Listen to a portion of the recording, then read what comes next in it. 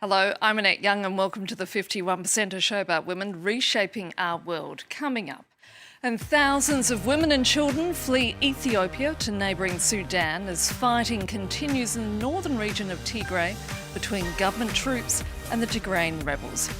Also in Turkey, activists are urging the government to remain committed to a treaty on combating violence against women as femicide rates continue to rise. And Scotland becomes the first ever country to end period poverty after its parliament votes to make sanitary products available free of charge in all public buildings. But we begin in Ethiopia, where thousands of refugees have fled to neighbouring Sudan in the last few weeks to escape fighting in the northern region of Tigray, makeshift camps having been set up by the Sudanese government and charities. Hundreds of pregnant women are among those who have found themselves caught up in the middle of a conflict some describe as being akin to a war between two nations, given the high level of arms involved. Selena Sykes has more. Tigray was thrilled to be having a second child, but now that excitement has turned into anxiety. A few days ago, she arrived in this refugee camp in Sudan and is now preparing to give birth under difficult circumstances.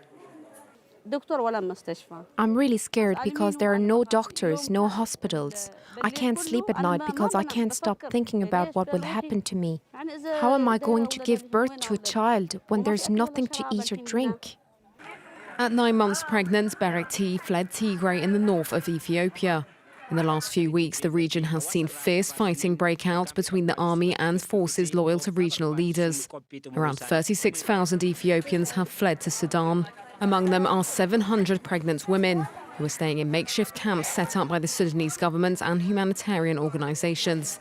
Despite the dedication of medical staff, they are completely overwhelmed and unable to properly take care of those about to give birth. The camp is still being set up, so there are a lot of diseases that the refugees are suffering from and which exist in warm regions. Those diseases spread rapidly, so gatherings in the camp are making the health situation worse. Several pregnant women have been transferred to nearby hospitals, but the situation is still one of concern for the United Nations, who have been handing out supplies in camps. According to the organisation, the number of Ethiopian refugees in Sudan could reach up to 200,000 in the next 6 months.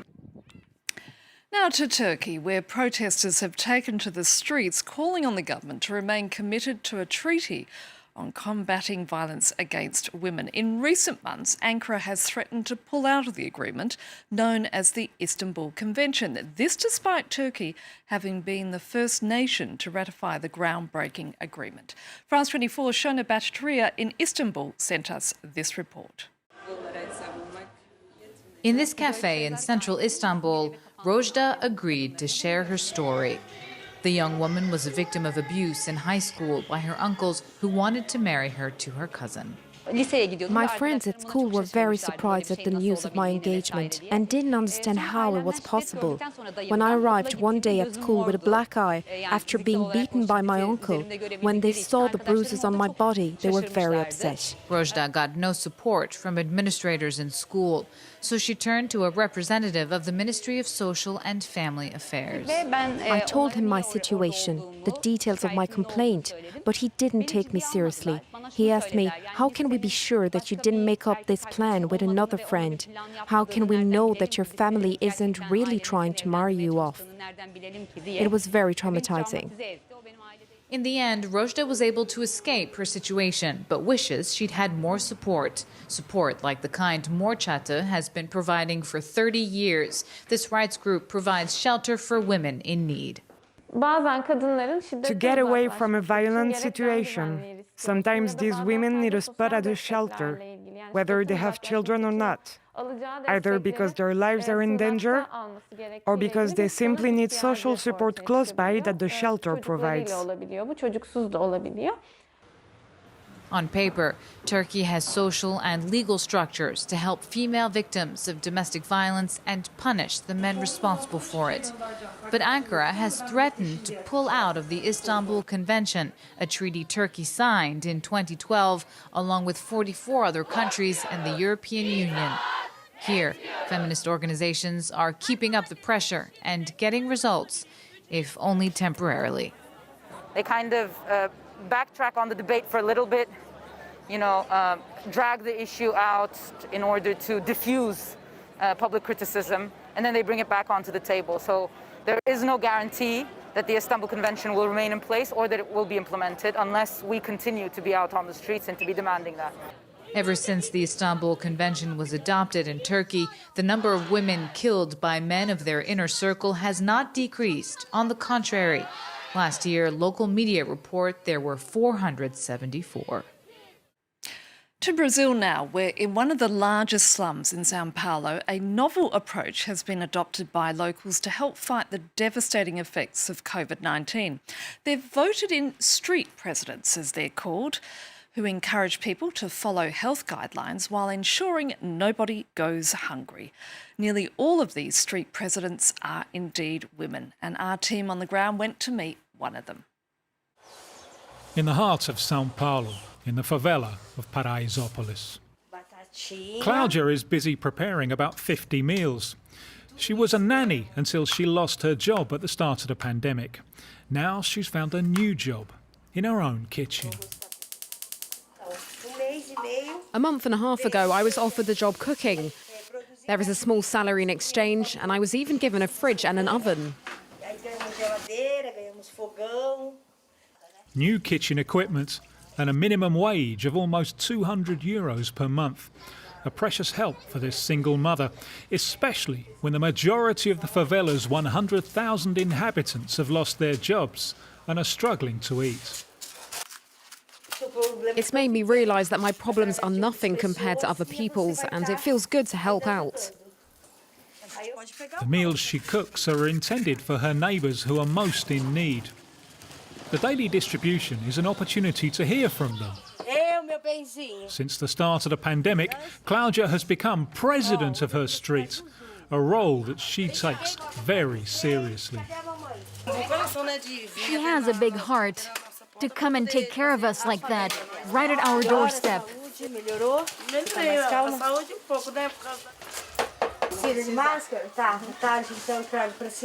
Protection against COVID or other health problems, or those caused by school closures.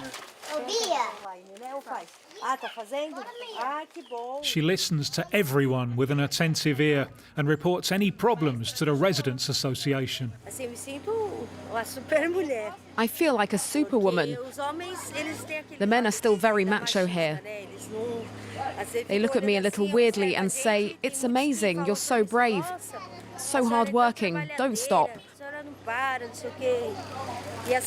And I think deep down I'm giving them an example.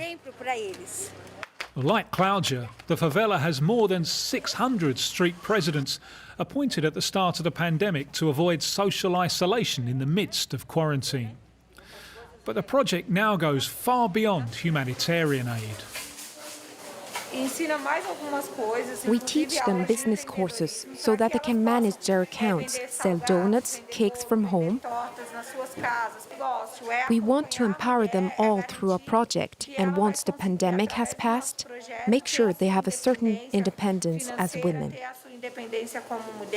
It's a daily act of devotion by these warriors of Paraisópolis, who prove once again that women are on the front line in the fight against social isolation and the spread of the COVID-19 pandemic.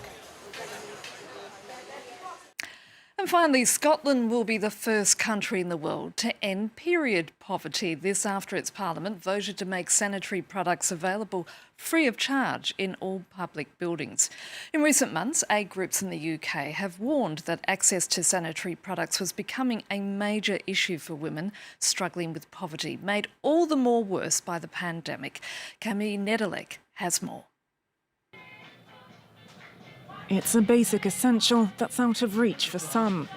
That's why lawmakers voted unanimously to make sanitary products freely available in all public buildings, making Scotland the first nation in the world to legislate against period poverty. There were no votes against, there were no abstentions. The motion is agreed and the Period Products Free Provision Scotland Bill is passed. It was a move lauded by First Minister Nicola Sturgeon. Proud to vote for this groundbreaking legislation, making Scotland the first country in the world to provide free period products for all who need them. An important policy for women and girls. Research by Plan International reveals that during the first lockdown, almost a third of British girls struggled to either afford or access sanitary ware, forcing girls to use alternatives such as rags, newspapers and toilet paper. The new law means that public places in Scotland, including community centres, youth clubs and pharmacies, are expected to make sanitary towels and tampons available free of charge.